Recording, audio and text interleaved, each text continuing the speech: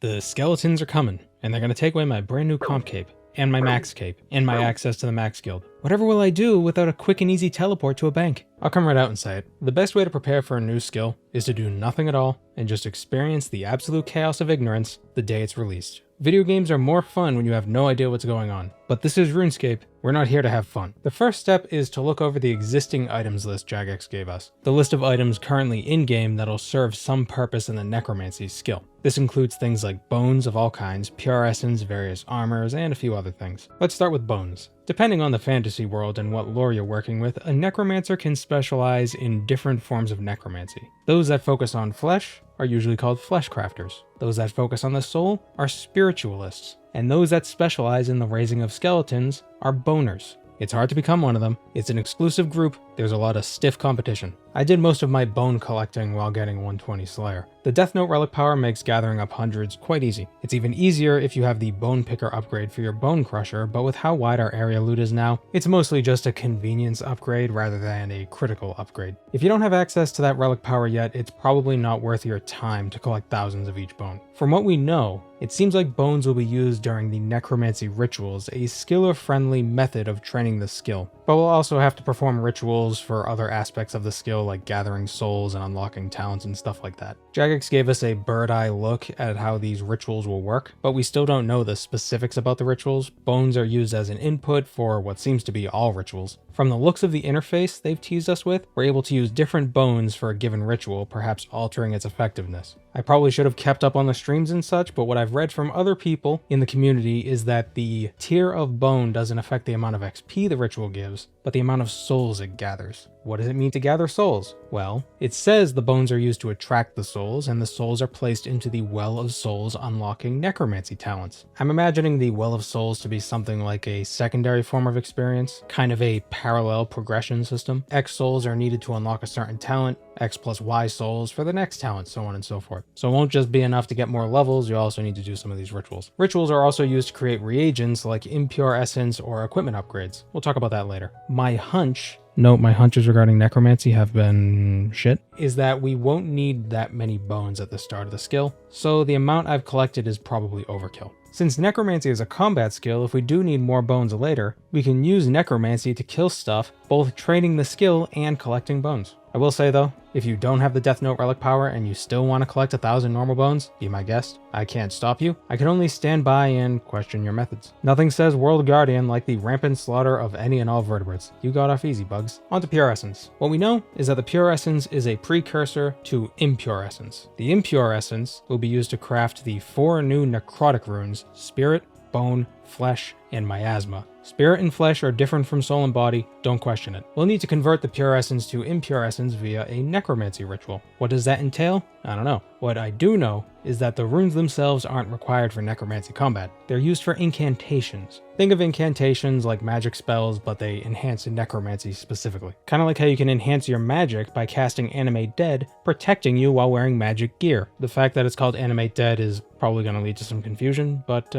yeah, incantations. Jagex said incantations aren't required to experience a necromancy combat, but they do benefit your experience. I'm taking that to mean we won't need hundreds of thousands of these runes to progress through the skill, but we might need hundreds of thousands of pure essence. The conversion rate from pure to impure might not be 1-to-1, so maybe we should stock up just in case. So where can we get pure essence?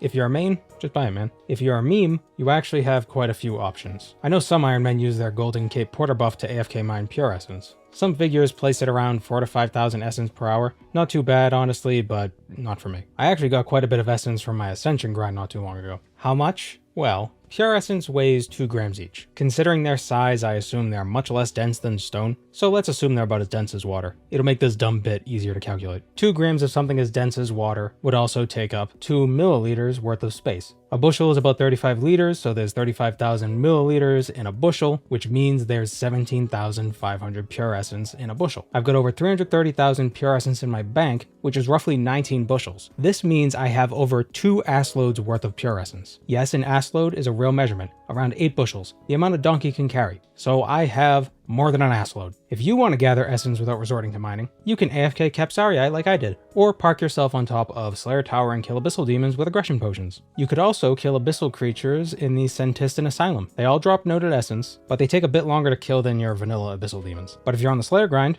it might be worth camping abyssal lords for a bit. It's a pretty good task. Overloads aren't a hard requirement for Necromancy as far as I'm aware, but when the skill goes live, the ingredients required to make them will change. Jagex is going to add Necromancy potions to the list of combat potions, I assume a regular one, a super one, and an extreme one. All the potions in the Overload family, combo potions and whatnot, currently in game will be updated to include Necromancy boosts. So if you've been sitting on Overload ingredients, now might be a good time to get them made. Think of it as free extreme Necromancy potions. Also, Overloads will be super useful for training Necromancy since it's a combat skill, so get started. For those with 120 herb lore, the way batch overloads work will change as well. For regular overloads, they're just adding extreme Necromancy potions into the mix. No real changes there. You just gotta add 4 extra potions to your inventory when you're making the batch. But if you notice, when making batch supremes, your inventory is totally full. 4 crystal flasks, 4 overloads, 4 of each of the 5 super potions. No room for a Necromancy potion. When Necromancy releases, the batch process for Supremes will include super Necromancy potions, but instead of 4 sets of ingredients becoming 5 Supremes, it'll be 3 sets of ingredients becoming 4 Supremes. Technically, this is a buff. In the live game, you're getting 25% more potion by batch making. Next month, you'll get 33% more. However, you'll need to make a bunch of super Necromancy potions first. Gotta weigh your options. Fewer Supremes now, or more Supremes later while also having to make a new potion. Logic does tell me that you can hold off on turning your Supremes into Elders. You don't need anything but Primal Extract, Fellstalk, and the Supreme potions themselves to upgrade to an Elder. That shouldn't change once the Necromancy drops. The same is true for Elder Overload salves. There are no super combat potions involved there, so the recipes shouldn't change. Although I'm probably still gonna make the Elder Overloads because I don't know, I feel like something might go wrong. So I want to have them just in case. I don't want to get screwed. Something interesting about this skill is that there's a narrative involved throughout it. The entire skill revolves around the first necromancer, Raziel, doing some mischievous soul shit in the underworld, and we're learning necromancy in order to stop him. As we learn more about necromancy and how to harness the necrotic powers, we'll level up and require better and better gear. We'll get this gear by completing quests and challenges and performing rituals. The images we've been shown of the gear leads me to believe we'll be carrying a single set of gear with us, modifying it with other items along the way, and that's why, I assume, there's a bunch of magic gear items on the list of existing items. We need spider silk armor, blue mystic armor, and subjugation armor. The full sets: chest, legs, helm, gloves, and boots. On the list is also player-owned sheep wool, the seasonal wool like Summerdown wool. There's also Algarum thread you could buy from Osculus outside the Monastery of Ascension, and metal bars from Bronze to Bane. I think it's fair to speculate that these items are all going to be used in upgrading our gear and weapons. They might be used as an ingredient in a ritual, or maybe as part of some challenge, who knows. Fortunately, most of those things are trivially easy to get. Crafting a full set of spider silk requires level 24 crafting. I just barely made the cut. Mystic robes you could buy from the Mages Guild. Sheep wool, just raise some sheep. For the Algarum thread, I'll buy it when I need it, since I don't know exactly how much I need. And for the bars, I already have them sitting in my metal bank. The only prohibitively difficult item, especially for Ironman, is subjugation armor. So I do have a full set of subjugation, but if I want to use it to make necromancy gear, then I'll lose my mage gear. At least I won't have any mage power armor. Ironically, I did have multiple tops and bottoms, but I leveled and disassembled them for Zamorak components ages ago. This is why Ironman hoards stuff. It might be useful later. I've got 2 options. Camp Krill for a gown and robes. I've already got extra hoods, gloves, and boots, so I don't have to worry about those. Or Camp Hellwear for crests and dormant armor to eliminate my need for subjugation entirely. Camping Krill would be easier, but I've already got the log there, and none of Krill's drops are all that useful to me at this point. Camping Hellwear wouldn't be as easy, still pretty easy but not as easy, especially with Animate Dead no longer reducing the damage of the bleeds or the area effect mushroom stuff. But the loot there would be more useful. Maybe, I mean, raw sharks, seeds. Okay, maybe both bosses would be terrible general loot, but the uniques are what we're there for. There is a third option. Maybe I can sacrifice my subjugation set and use necromancy to camp Hellwear for replacements to my magic gear. Hellwear does give 8,000 XP per kill. It's not terrible, so it might be worth doing at the higher necromancy levels. Whatever I end up doing, I'm not going to let some dumb robes bottleneck my necromancy progress. If it means being stuck with mage tank gear for a bit, so be it.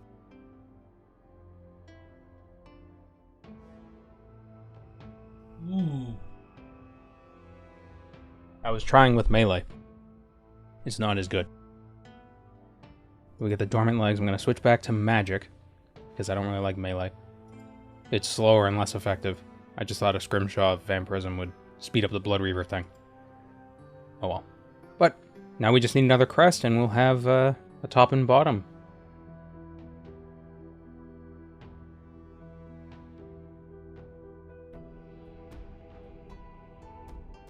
Immediate next kill. We got legs again.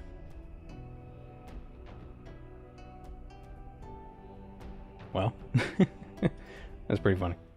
There are two items on the list that confuse me. The Spectral Spirit Shield and the Draconic Visage. I assume the Spectral Spirit Shield will become a Necromancy variant of the 4 Spirit Shields, and the Visage will be used to create a Necromancy version of the Dragonfire Shield. But here's what I don't get. Necromancy seems averse to shields entirely. Let me explain. We know the skill relies on the main hand Death Ward and the offhand Spirit Lantern, also known as a Conduit. They are as integral to the skill as a wand is to magic, and from everything we've been told, it seems that the offhand is required to use certain necromancy abilities. In fact, there's a necromancy incantation that allows you to use shield abilities without equipping a shield. Keeping that conduit equipped seems important. So why would necromancy get versions of shields? Is Jagex just doing this for the sake of consistency? Or are these two items going to be more important than they seem? I don't have the slightest idea. Fortunately, I have plenty of visages because Wilderness Flash events are a form of masochism. As for the Spectral Spirit Shield, I really hope it's not too important because it's a 1 in 1280 drop from the Corporeal Beast and I really don't want to do that with a Chaotic Spear.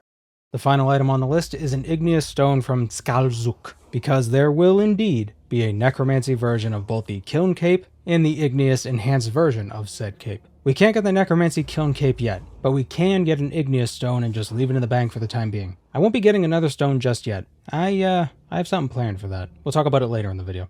With the item list sorted, we can take a look at this little graphic Jagex put out. Mind you, these aren't requirements, just recommendations. You can start training Necromancy as soon as you spawn into the world. The level requirements listed here aren't really much to talk about since we don't know why you need those levels, but we can make assumptions. Baseless speculation is always fun. 79 Herblore is probably the level you'll need to make super necromancy potions, for instance. I only assume that because super ranging potions and super magic potions are around that level as well. The crafting and smithing recommendations are likely for upgrading your equipment, and the prayer levels are probably for the necromancy prayers that are analogs for the melee, ranged, and magic prayers. The more important information is the quests. King's Ransom is likely for access to the necromancy version of Piety, Augury, and Rigor, and the Temple at Sintistan is likely for the necromancy version of Curses. Ghosts Ahoy. Now that's an interesting one. We can speculate that it'll be a prereq for one or some of the quests that'll release with the skill. The quest revolves around freeing a bunch of ghosts from the grip of Necrovirus, who's preventing them from moving on to the afterlife. But from the tidbits we've learned about the first Necromancer, it seems like going to the afterlife might be a bad thing. He's doing some weird stuff with souls over there. Perhaps we'll learn that Necrovirus was actually trying to protect people. He was keeping them out of the underworld, away from Raziel. Jack of Spades grants access to Menaphos, and that's where the Soul Altar is, so perhaps it'll come up. The Fremennik Saga's Vengeance and Nadir.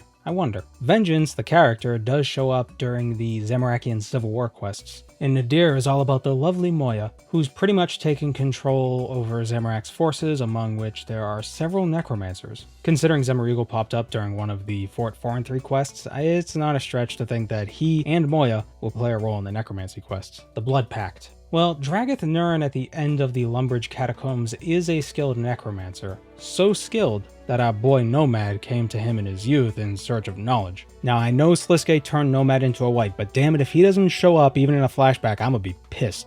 None of the quests are all that time consuming, honestly. You should probably just do them regardless because so many good rewards are locked behind quests, just in general. I know some people are dreading the Fremennik sagas because unlocking the ability to do them is RNG. You have to find certain items in Demonheim. A lot of people haven't found those items because they don't do their training in Demonheim, such as the drawback of the hole.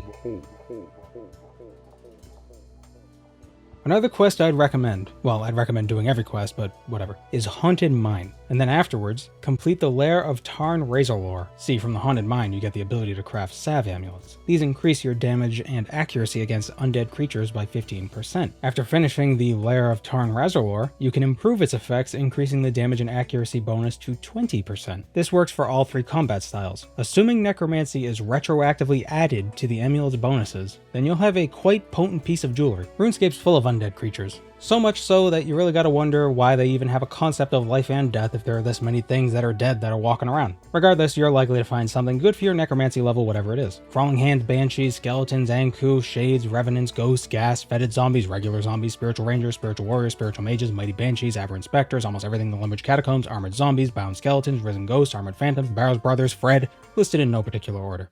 We won't be able to augment our necromancy gear until we're in the 70s. But that doesn't mean we can't use augmented gear before that. The reason why you don't want to wear the wrong style gear is because it ruins your accuracy. Now I know necromancy is going to have this unique thing with accuracy where your accuracy doesn't cause you to splash, it just reduces the amount of damage you do, but still you don't want to use the wrong style armor because then your damage will be reduced. Hybrid armor doesn't have this drawback. So an augmentable set of hybrid armor should allow us to use armor perks at level 1 necromancy. Most people are probably familiar with the Anima Core of Sliske armor. It's tier 80, augmentable, and if you wear all 3 pieces of the armor, you can inherit the set effect of War Priest armor, assuming you own the armor. It's an option, but I don't have it, nor do I want to camp Grigorovich for it. And if you're a main, it can be a bit expensive due to how valuable shadow components are. There's also Acrose's armor. It's relatively cheap, although I'm sure the price is climbing because I'm not the first person to realize how useful hybrid armor might be. What I'll be using is the high armor of Hanto. Not only does it look terrifying as all get out, but once you unlock it from Bonnie's shop on Waiko, you can reclaim the plate and legs for 2 mil each from Diango. It's great if you want to train Invention, have spare cash, and don't want to grind out any other armor sets. 4 mil turns into 1 million Invention XP. Easy. By the time you have it, you probably won't care about Invention XP, but it's there for you. I have Scav 4 on my Hanto torso, so I could have the perk regardless of the combat style I'm using. It's great when the stuff you have to kill doesn't really require power armor. The biting perk, the enhanced devoted perk, and the impatient perk might not matter when killing cows and goblins, but they certainly won't hurt. If you're like me, you have several pieces of gear with 1 million XP on them, and you have no intention of siphoning the XP from them because some perks activate more frequently when your item is level 20. When we get augmentable necromancy gear, we're going to want to level it up as soon as possible, right? Well, why not charge some XP capacitors in the meantime? They don't require many materials to craft, and you charge them just by having them in your inventory while using augmented items. Archaeology, fishing, mining, woodcutting, combat. If you don't need item XP anymore, consider charging some capacitors. A fully charged capacitor will grant double item XP for 100,000 extra XP. It lets you get an item to level 12 in the same time it would normally take you to get that same item to level 10. You can do that almost 2.5 times before the XP capacitor runs out of charge. Look into it. I'll admit a lot of the prep work I've outlined here is stuff I've already done, except getting another set of subjugation and making overloads. What else is there for me to do? Well, some people are suspecting that low-level training spots will be overcrowded, and a solution to that is filling your personal Slayer dungeon with some early game Slayer monsters. Not a bad idea in theory, but you know what doesn't make for super interesting videos? Sitting in a dungeon for 100 hours killing spiritual warriors or something. If that's what you want to do, by all means. But I got videos to make, so I won't be doing that. You want to know exactly what I'll be doing between now and, I guess, 120 Necromancy? Getting back into the streamer mindset and getting the streams rolling again. I miss streaming. I miss the community of it all. I think a Zook run would be a great way to get back into the swing of things. If you're interested, keep an eye out over on Twitch. If you're not, then don't.